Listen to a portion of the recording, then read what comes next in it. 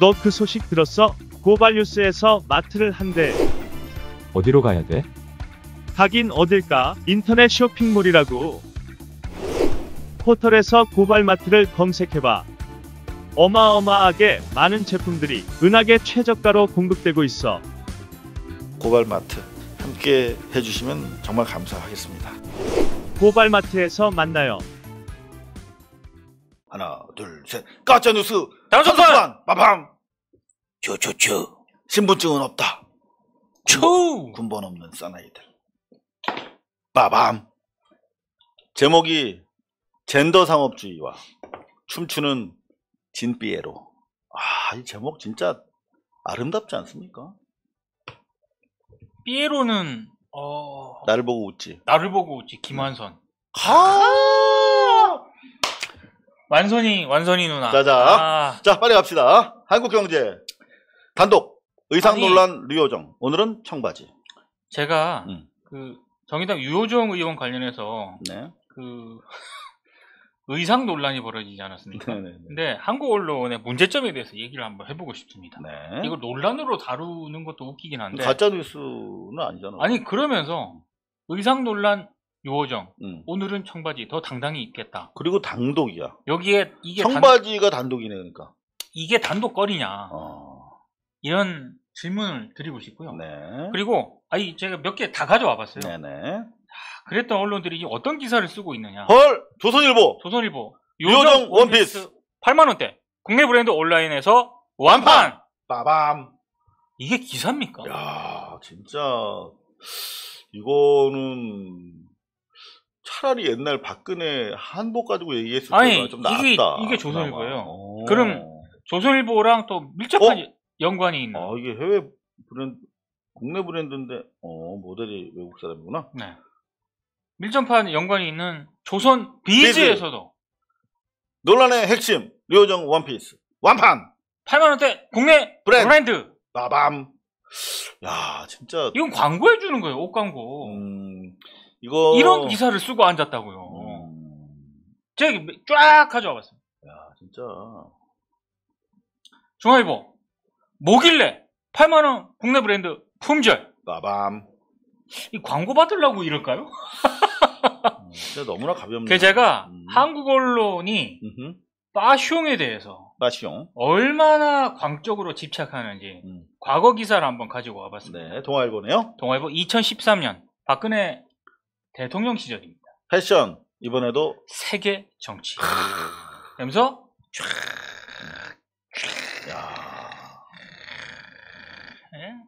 그냥 내용은 볼 필요 없습니다. 저희가 그때 이 한복 진짜 어려운 시절에 생각나요. 네. 2013년이었나? 네. 그때 당시에 이 한복을 넣어준 게 최순실이다. 네. 라고 저희 고발뉴스가 7년 전에 보도했어요. 네네네. 네. 그리고 최순실이 이 한복을 넣어주면서 그 밖에 모든 대소사를 관장하는데 심지어 꿈 현몽을 통해서 박근혜에게 지시한다. 네. 이런 얘기를 7년 전에 저희가 고발뉴스에서 했잖아요. 그렇죠. 그때 제가 민동기 국장이랑 그때도 방송을 같이 하고 있었는데 네. 그 얘기를 들었을 때 어땠어요? 조금 황당했죠. 무지하게 황당했죠. 그리고 실제로 진짜 그러나? 그러니까 저도 황당했어요. 네. 그러니까 저는 이제 취임 직후에 그 제보를 받았는데 그걸 확인하는데 한 2년 걸렸어요. 그러니까 최순실이 박근혜 당시 대통령한테 꿈을 통해서 전몽으로 막 누구 만나지 마라, 누구를 어떻게 해라 막 지시한다는 얘기를 그 한복을 박근혜 한복을 최순실이 입힌다고 얘기해 준 분이 그 얘기도 같이 한 거야. 네. 근데 이거 확인할 길이 없잖아. 그래서 2년 넘게 걸린 것 같아요. 그 크로스로 체크하느라고. 네. 크로스로 체크하고 이제 제가 신라 호텔에 갔잖아. 네. 요 신라 호텔 지하에 있는 한복 명품 한복 브랜드거든요. 이게. 네네네. 요게 위아래가 한 300, 400 되는 거예요. 근데 거기 가서 이제 마지막으로 현장에서 확인을 하고 확신을 가졌죠. 그리고 제가 이제 기사 쓰고 우리 민동기 국장이랑 얘기할 때도 혹시나 잘못될까봐 항상 두렵잖아요. 그렇죠. 아무리 더블 체크를 해도 네. 그랬던 기억이 새롭습니다. 동아일보. 이게 2013년이고요. 네. 제가 과거 기사를 그냥 대표적인 몇 개 가져왔어요. 자, 요거는 대표 시절입니다. 2011년. 아, 가방 패션. 가방 파숑 쫙. 요 가방 그때 또 한심해요. 완판됐나? 한국 언론들 진짜 한심해요. 또 있어요. 자, 특사 패션 중앙일보 2011년 외국 정상에 대한 예의. 그러면서 또 이때는 또 예의를 막 또 그렇죠. 주장을 했네. 여기서 밑에 보면 또 사진 쫙. 이거 다 최순실이 했다는 거 아니겠습니까? 그 여기를 누르면 크게 볼 수 있다는 또 설명까지 돼 있습니다. 그게 안 되네. 여하튼. 그리고 또 있어요. TV조선. 박근혜 대통령 패션 외교 절정. 야, 이 절정이라는 말은 2013년. 절정이라는 말은 딱 한 번 쓸 수 있어. 네. 봄철에. 매화 절정. 그렇죠. 요거 말고는 이게 뉴스에서 쓰는 단어가 아닌데. 야. 엄청나게 패션에 집착합니다. 한국 언론들은. 그랬구나. 네. 맞아, 그랬어. 자, 마지막으로. 네. 깊은 의미가 담겨 있다. 알고 조선 보면 비즈. 네. 우주가 돕는 그런 기사들이네요. 네. 근데 제가 한 가지 좀 체크해야 될 게요. 네. 아까 그 조선 비즈 기사 한 번만 클릭 좀 해주시겠습니까? 다시 한번. 아까 처음에 봤었던. 처음 해봤던 거, 요거 완판. 요건가요? 아, 요게 아니군요. 안타깝습니다. 네, 할 말 없으면 넘어가죠. 네. 사실 요게 이제 패션 상업주의 저널리즘에 그렇습니다. 이렇게 볼 수도 있는데 좀 다른 코드로 전 해석을 해봤어요. 네. 바로 젠더 코드다. 네. 젠더 코드로 보는데요. 똑같은 조선일보의 또 다른 기사입니다. 네. 류호정 의원이 분홍 원피스를 입고 등원했는데 티켓 다방이냐 도노운 비난. 요게 아주 일각에서 이제 지난 총선 과정에서 정의당이랑 이제 민주당 당원들 사이에서 앙금이 좀 있습니다. 네. 그래서 일부 이제 당원들이 댓글로 불편함을 표시할 수는 있다고 생각해요. 네. 적절하진 않지만. 그런데 요거를 티켓 다방이냐 이렇게 딱 발제를 해서 공론화하는 조선일보의 의도는 상당히 우리가 주목할 필요가 있다. 무슨 말이냐면 지금 어제 우리 한겨레 그 칼럼에서도 봤던 것처럼 이 민주 진영 자체를 적어도 젠더 이슈에 있어서 여야가 하나로 공격을 하고 있거든요. 네. 그게 이른바 진보 진영에서도 먹히고 있어요. 젠더 문제. 그래서 재빨리 조선일보가 젠더 이슈를 선점하는 거예요.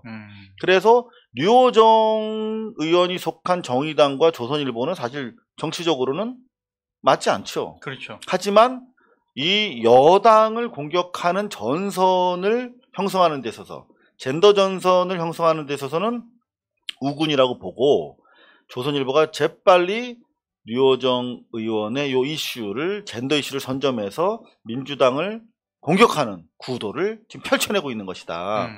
이래서 저는 젠더 상업주의라고 요거를 보는데 네. 기본적으로 서지현 검사 저는 이분의 통찰력에 대단히 깊은 공감을 갖고 있습니다. 네. 서지현 검사가 미투로 이른바 오늘날 검찰 남성 주도의 권력형 검찰의 균형을 가져온 분이거든요. 그렇죠. 미투를 가지고 네. 자기가 당당하게 얼굴을 내밀고 선언했습니다. 자, 근데 이번에도 박원순 시장께서 저렇게 되시고 나서 네. 계속 서지현 검사를 소환했죠. 네. 수구 기득권 매체에서 야, 너 얘기해봐. 너 미투지? 박원순 한마디 조져줘. 아직 팩트가 확인도 안 됐는데 야, 박원순 공격해봐. 박원순 밟고 지나가봐. 라고 서지현 검사한테 양심을 계속 실험한 거예요. 네. 서지현 검사 계속 응하지 않다가 마지막에 한마디 했어요. 여성 인권에 관심조차 없던 이들의 강요, 정치적 의도에 의한 강요에 응할 생각 없다. 저는 서지현 검사를 이 순간 다시 봤어요. 이분이 강단도 있지만 감각도 뛰어나십니다. 정무적으로. 말려버리거든. 이 공무원이 미투에 대해서는 얘기할 수 있지만 정치적 의도를 가지고 김재련 변호사류가 박원순 변호사를 흔들고 민주개혁 진영을 와해시킬 어떤 정치적 목적이 강하게 포착되고 있는 상황에서 네. 서지현 검사한테 강요한 거예요. 근데 서지현 검사는 정치적으로 활용하려고 하는 너희들 여성 인권 운동에 관심이 있었어? 라고 오히려 되묻는 질문을 공격적으로 한 거죠. 저는 사실 우리 지금 젠더 전선에서 오히려 민주당이 대상화되어 있는데 따지고 보면 박원순 같은 사람은 젠더 전선이 형성되기 이전부터 여성 인권을 저 전두환 독재 무리와 그 후예들인 새누리당 그리고 미통당이 젠더를 정치적으로 활용하고 있을 때 아예 젠더 의식 자체가 없을 때 오늘날 젠더 의식을 형성하는 데 기여했던 사람들이거든요. 네. 근데 그 사람들이 지금 밟고 있잖아. 젠더 이슈로. 자, 이를테면 부천 성고문 사건. 권인숙 의원한테도 이번에 박원순을 밟고 지나가라고 계속 수구 매체들이 도발했어요. 자, 부천 성고문 사건의 권인숙 그 학생의 변호인이었죠. 박원순 변호사가. 네. 자, 그 당시에 여대생에게 조직을 불라며 성고문을 합니다. 자, 부천경찰서에서 성고문을 당했어요. 이때 당시에 새누리당의 전신 한나라당이나 그 전에 민정당은 말할 것도 없이 당시 그리고 또 오늘날 젠더 전선을 형성하려고 정의당과 지금 계속 정의당을 부추기는 조선일보 기사입니다. 당시 부천서 성고문 사건 권인숙 학생의 피해 사건이 있을 때 급진 세력의 투쟁 전략, 성까지 도구화했다라고 하는 오늘날 기득권 세력인 검찰과 정치 세력이 공세를 펼칠 때 묵묵하게 권인숙 학생의 옆에 있었던 사람이 박원순입니다. 자, 그때 당시에 성까지 도구화했다. 급진 세력의 투쟁 전략에 불과하다. 라고 공격을 했었어요. 지금 젠더 이슈 가지고 몰아붙이는 저들, 우리 서지현 검사께서 여성 인권 운동에 관심이 없던 저들이 바로 이들이었던 거죠. 조선일보와 현 야당의 조상들, 그죠? 선배들. 그리고 아까 그 조선일보 그 기사 있지 않습니까? 네. 제목에 네. 그런 제목을 달 때는 진짜 신중해야 되거든요. 이런 제목. 티켓다방이야.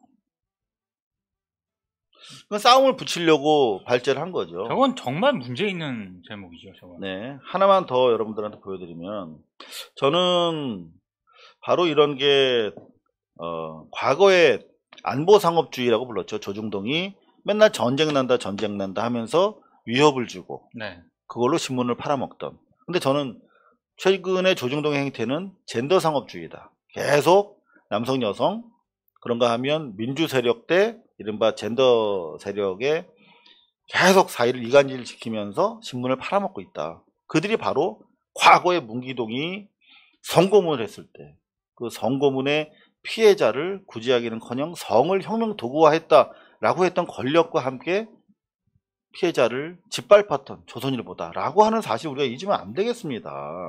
자, 김사뭉 선생이 쓴 책을 마지막으로 인용을 좀 하고 싶어요. 언론사의 사회부장 이상 간부들은 좀 읽어주실래요? 언론사의 사회부장 이상 간부들은 7월 16일 부천서 성고문 사건에 대한 검찰 수사 발표를 전후해 문공부 고위 관료의 인솔하에 간담회 명목으로 부산, 도고온천 등에 놀러가 해당 사건의 보도에 대한 협조 대가로 정부 당국이 준 거액의 촌지를 받아 챙겼다. 또한 법원 출입 기자들도 검찰 발표 당일 인천지검 출발 전에 법원 기자실에 들른 법무부 고위 당국자로부터 거액의 촌지가 든 두툼한 봉투를 나누어 받았다. 이게 바로 지금 젠더 이슈를 선점해서 진정성 없이 민주개혁 진영을 갈라치기 하고 그들의 개혁에 찬물을 끼얹고 있는 자들의 정치적인 비린내나는 의도다라고 하는 사실 우리가 정말 잊으면 안 되겠습니다. 여기 나오는 언론사의 사회부장 이상 간부들, 그 다음 당시 법원 출입기자들, 부천서 사건 기자회견 이후에 성해혁명 도구화라고 하는 기사를 써서 당시 운동세력을 탄압했던 자들이 이명박근혜 치하에서 잘나가던 언론사 사장, 편집국장 등을 역임했던 사람들이 대부분 이 사람들입니다. 하나하나를 거명하기가 지저분해서 그런데 대부분 그 사람들입니다. 자료 찾아보시면 다 나와 있습니다. 지금 여성운동에 대해서 관심이 잘 없던 자들이 이렇게 싸움을 붙이고 있다. 절대 우리는 넘어가서 안 되겠다라는 말씀을 드립니다. 자, 가짜뉴스 요건 왜 가져오셨어요? 요거는 해마다는 아니고 네. 삼성전자에서 뭔가 신제품이 하나 나올 때마다 언론사들이 통상적으로 연례 행사 비슷하게 하는 그런 전형적인 기사입니다. 뭐 쇼케이스. 네. 근데 이런 거 이제 그만하자는 차원에서 왜냐? 그냥 이거는 그냥 거의 제가 봤을 때 삼성 쪽에서 뿌린 보도 자료를 거의 그냥 그 평가라든가 체크 없이 그냥 그대로 이렇게 실은 거예요. 정말 무슨 제목에서 딱 보시면 아시겠지만 제가 지금 한국일보라든가 제가 가져온 중앙일보 기사만 해당되는 문제가 절대 아닙니다. 시장 동시 출격. 뉴스라는 이름으로 사실 저희 뉴스 끝나고 나서 네. 고발마트 소식을 전하잖아요. 네. 하물며 고발마트 쇼핑몰을 저희가 홍보하는 데에도 나름대로 팩트를 가지고 여러분들과 이야기하는데 이거는 검증되지도 않은 팩트를 보도자료를 그대로 읊어주는 거잖아요. 그러면 이게 광고와 다른 게 뭐가 있습니까? 저는 정말 거칠게 얘기해서 네. 광고 받으라고 쓴 기사 같아요. 앞으로 이제 신제품 출시되면 또 삼성이 쫙 한번 깔 거 아닙니까? 저렇게 써줘야 기브앤테이크가 어느 정도 되는 것이고 이런 연결고리를 끊어야 된다라고 저는 강력히 주장합니다만 네. 기성언론 상당수는 끊을 생각이 없는 것 같습니다. 자, 그런가 하면은 저는 가짜뉴스 조금 전에 예고해드린 대로 네네. 조선일보의 그 방통위에 대한 공세가 아주 치열합니다. 그냥 가만히 보시면 이 언론 이른바 수구 언론의 배후에는 유튜버들이 있어요. 네. 그리고 기득권 수구 언론들이 있고 옆에 미통당이 딱 이렇게 해서 세트로 이렇게 계속 선순환적으로 이슈를 만들어냅니다. 네. 그러니까 유튜버들이 뭐 하나 제기하면 그걸 기사화하고 미통당이 공격하면 다시 또 유튜버들이 더 세게 문제 삼고 조국 장관 때도 그랬어요. 한 4, 5개월 전부터 선행적으로 유튜버들이 계속 조국을 잡아야 청와대로 넘어갈 수가 있거든. 그래야 청와대가 흔들린다고 판단한 거예요. 근데 조국이 나중에 실제로 검찰에서 떡밥을 던져주니까 기성 언론들이 쓰기 시작하고 조중동을 넘어서 경향 한결에 막 쓰면서 조국이 넘어갈 줄 알았지. 근데 국민들이 촛불로 막아냈어요. 네. 근데 그 와중에 총선 전에 또 뭐가 있었습니까? 뭐 각종 무슨 뭐 펀드 있었고 뭐 울산 뭐 시장 선거가 있었고 막 그런 그렇죠. 상당히 정치적인 공세들이 계속 있어요. 그 유튜브 수구 매체 다 미통당의 합작 공작이죠. 그런가 하면은 총선 전에 뭐가 있었습니까? 코로나19 대처 엉망이라고. 네네. 저 OECD 1위라고 저희가 조금 전에 그렇죠. 보도를 확인시켜 드렸는데 네. 근데 그것도 무위에 그쳤죠. 지금 이제 총선 이후에 계속되는 이를테면 정의연이라든가 네네. 윤미향 의원과 정의연으로 계속 돌리다가 지금 최근 들어서 이제 방송 있죠. 채널 A로 수세에 몰리니까 이거를 반전시키려고 MBC를 탁 가지고 온 거예요. 그 MBC 문제를 가지고 온 것은 두 가지 포석이 있죠. 방통위를 흔들어야 채널 A랑 TV조선 제호가까지 물려 있거든요. 네. MBN도 물려 있고 그냥 종편들이 총 걸기에서 방송통신위원회 한상혁 위원장을 공격하는 구도가 계속 되고 있었어요. 유튜브에서는. 자, 그런데 어제 상당히 중요한 보도가 나온 겁니다. 그 와중에 하나 잡은 거야. 조선일보가 당정청 지상파 중간 광고를 방통위 한상혁 위원장이 참가한 가운데 논의했다. 이거 사실 아니라고 강하게 부인하면서 그렇죠. 오보가 됐어요. 네. 그랬더니만 바로 이 박국희 신동훈 기자, 요분들은 이제 이름을 잘 보셔야 됩니다. 네. 이제 앞으로 이제 재판받을 분들이기 때문에.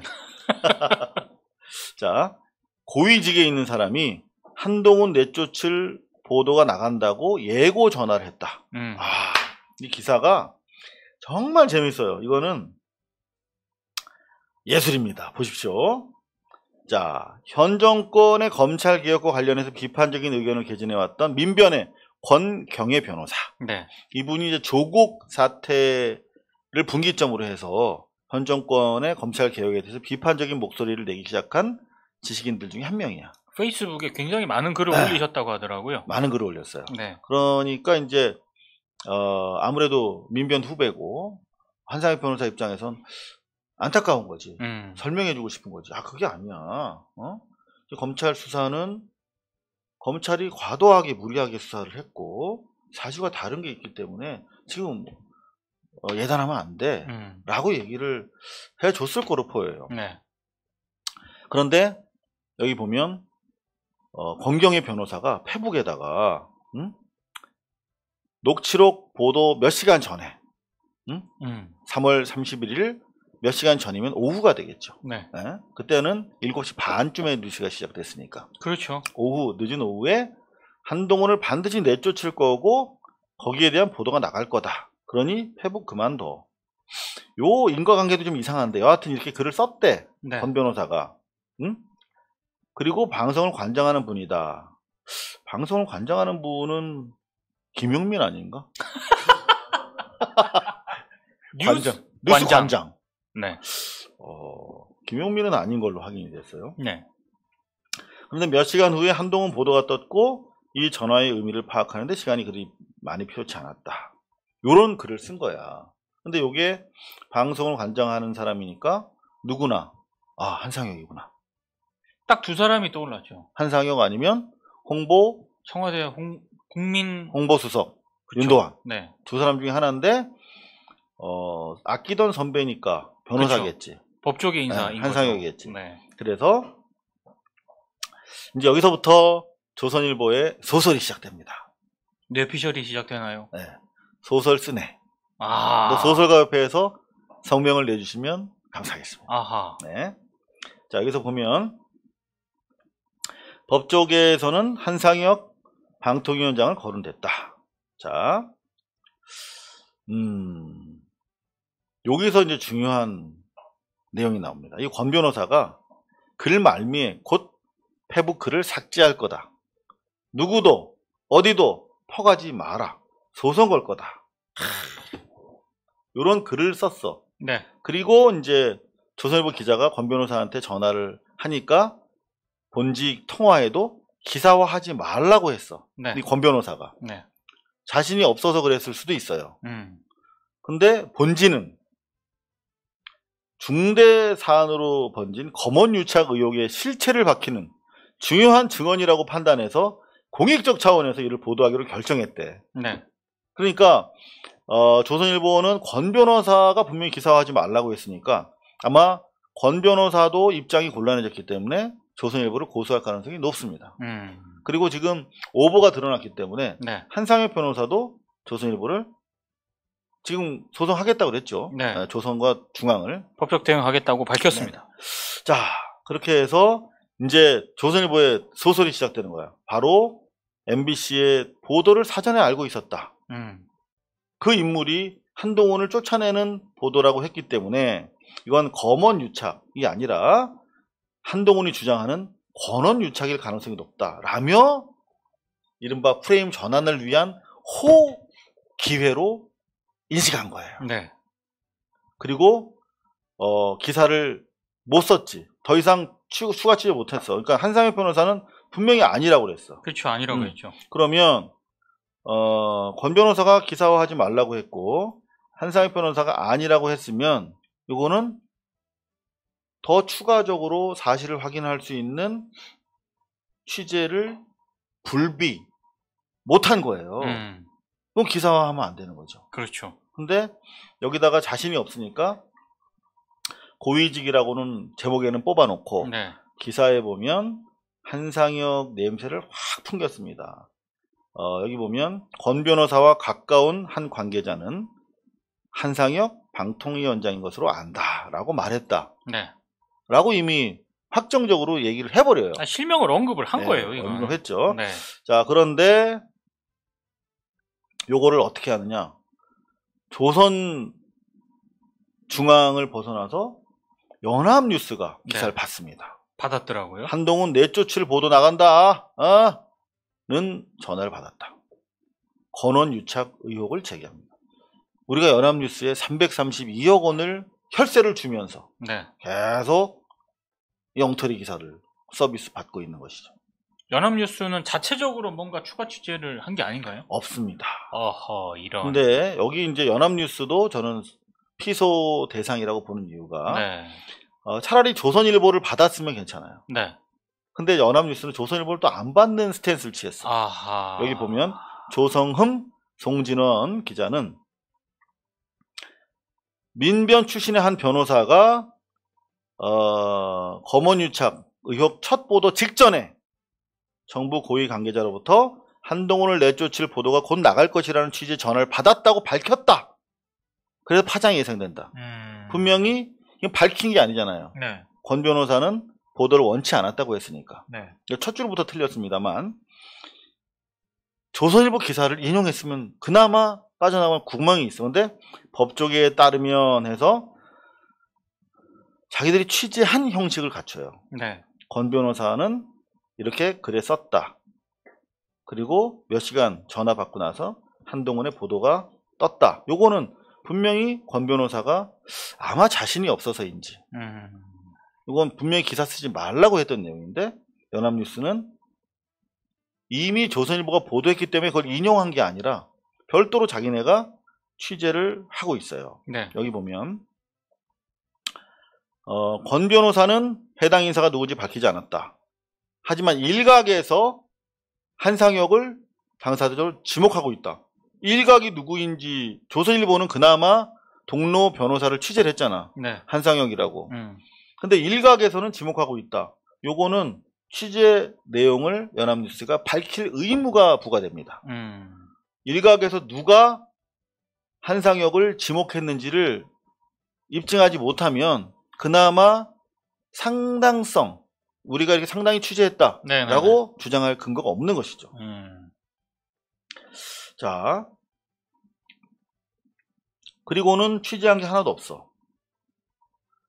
연합뉴스는 권 변호사에게 전날부터 여러 차례 전화를 시도하고 문자 메시지를 남겼으나 연락이 닿지 않았어. 그러면 기사를 쓰면 안 됐지. 근데 유일하게 얘네가 취재했다고 주장할 수 있는 근거는 일각에서 한상혁을 지목하고 있는 그 누군가, 그 사람이 없을 가능성이 높아요. 그냥 조선일보에서 권 변호사 친구가 이렇게 했다라고 특정하니까 그냥 취재도 안 하고 일각에서 지목하고 있다라고 이런 식으로 그냥 대충 어물쩡 기사 썼을 가능성이 높은데 일각이라고 하는 것을 밝히지 못하면 요거는 아주 큰 피해 배상을 해야 될 것입니다. 자, 그런데 이제 2시에 한상혁 방통위원장이 자료를 깝니다. 이게 네. 바로 전화 통화 내역, 핸드폰을 캡처해서 그냥 보여줘요. 20년 3월 31일 권영경에 오후 9시 저녁 9시 9분에 통화한 내용이 딱 찍혀 있어요. 네. 요거는 어떻게 바꿀 수가 없죠. 그렇죠. 이게 만약에 조작됐다 하더라도 그냥 통신 내역을 뽑으면 다 나오고. 다 나옵니다. 그리고 권경혜 변호사가 만약에 9시 9분이 아니면 아니라고 주장할 테니까. 네. 네. 요거는 100%라고 봐야 됩니다. 이렇게 그냥 통화 기록을 까버리니까 할 말이 없는 거지. 7시 반에 그때 당시에 뉴스가 시작됐다면 뉴스가 끝나고 나서 거의 1시간 지나서 권경혜 씨에게 전화를 건 거예요. 그것도 한 5일 전쯤에 권경의 변호사가 한상혁 변호사에게 전화를 해서 바쁜 전화를 처리하고, 이거 보세요. 전화가 계속 오잖아, 지금. 8시 59분에 오고, 9시 8분, 9시 9분, 10시 36분, 10시 53분 계속 전화가 오니까 콜백을 못하고 있다가 5일 만에 해준 거야, 권경애한테. 그러니까 어느 날 갑자기 권경애 변호사의 주장대로 어느 날 갑자기 전화가 왔다. 이렇게 자기한테 무슨 뭐를 강제하려고 전화가 왔다라고 하면 안 되는 거예요. 여기 보시면 선배가 이렇게 전화를 했다라고, 갑자기 했다라고 주장하는데 권 변호사의 전화 통화에 콜백 다시 답신을 해준 거다. 그러니까 이걸 빠져나갈 구멍이 없어요. 그러니까 연합뉴스가 부랴부랴 법적 대응을 한다라고 한 한상혁 위원장의 입장을 대서특필했지만, 요거는 그렇다고 해서 자기들의 위법성이 조각되지 않거든요. 불법성이 조각되지 않습니다. 그런가 하면 머투도, 머니투데이도 지금 뜨거라 해가지고 지금 한상혁 방송통신 방통위원장의 입장을 계속 이렇게 대서특필하고 있습니다. 요것 때문에 이제 매우 다행스럽게 네. 이른바 한동훈과 조중동의 프레임 전환 공작은 실패. 근데 권경애 변호사도 네. 본인의 기억이 정확하지 않은 걸 수도 있는데 왜 부정확한 어떤 그런 기억을 바탕으로 페북에 글을 올렸다가 곧 삭제한다고 그렇게 했을까요? 한번 물어보세요. 자, 지금까지 가짜뉴스 단속반이었고요. 고발뉴스는 여러분의 자발적 후원에 힘입어 운영되는 대한매체입니다. 자본과 외압에 흔들리지 않는 언론으로 키워주십시오. 후원 신청은 지금 고발뉴스닷컴에서 접수 중입니다. 여러분의 많은 참여를 부탁드립니다. 감사합니다.